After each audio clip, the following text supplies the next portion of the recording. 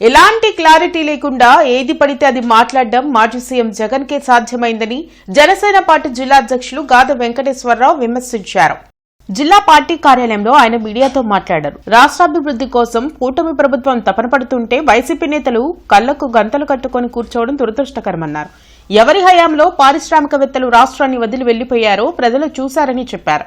గత ప్రభుత్వ పాలనలో ప్రతి వ్యవస్థలోని స్కామ్లు జరిగాయని, కూటమి ప్రభుత్వం ఏది వదలకుండా బయటపడుతుందని గాది వెంకటేశ్వరరావు స్పష్టం చేశారు. ఇవాళ ఆంధ్ర రాష్ట్రంలో విపరీతంగా పెట్టుబడులు పెడతానికి పోటీ పడొస్తున్నారు. వాళ్ళందరినీ ఏదైనా కన్ఫ్యూజ్ చేయాలనే ఒక ఆలోచనతో పెట్టాడా?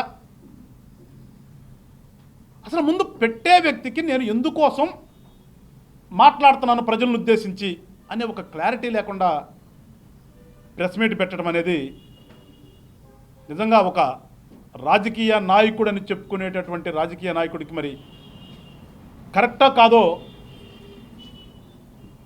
ఒకసారి ప్రజలు అర్థం చేసుకోండి. అంటే నీ మానసిక స్థితి ఎలా ఉంది ఏంట్రా బాబా నవ్వుకుంటారు ప్రజలు కూడా. ఎవరి హయాంలో కంపెనీలు పారిపోయిన జనంకు తెలియదా? మన రాష్ట్రానికే సంబంధించినటువంటి అమర్ రాజా కంపెనీని ఏ రకంగా నువ్వు బయట పంపించావు? వాళ్ళని ఎన్ని రకాలుగా ఇబ్బందులు పెట్టి పంపించావు? ప్రజలు మర్చిపోయారా? ప్రజలకు తెలియదా? వెళ్ళిపోయిన కంపెనీల లిస్టులో నువ్వు చెప్పినటువంటి పేరుల్లో నీకు సంబంధించినవి కాకుండా వేరే వాళ్ళకి సంబంధించిన కంపెనీ ఒకటి ఉంటే చెప్పండి జగన్మోహన్ రెడ్డి గారు. ఈ వైఎస్ఆర్ పార్టీ అనేది ఒక పార్టీ కాదు. దాంట్లో ఉన్న వాళ్ళకి రోజు రోజుకి మతి భ్రమించినట్లుగా ప్రవర్తన చేస్తున్నారు.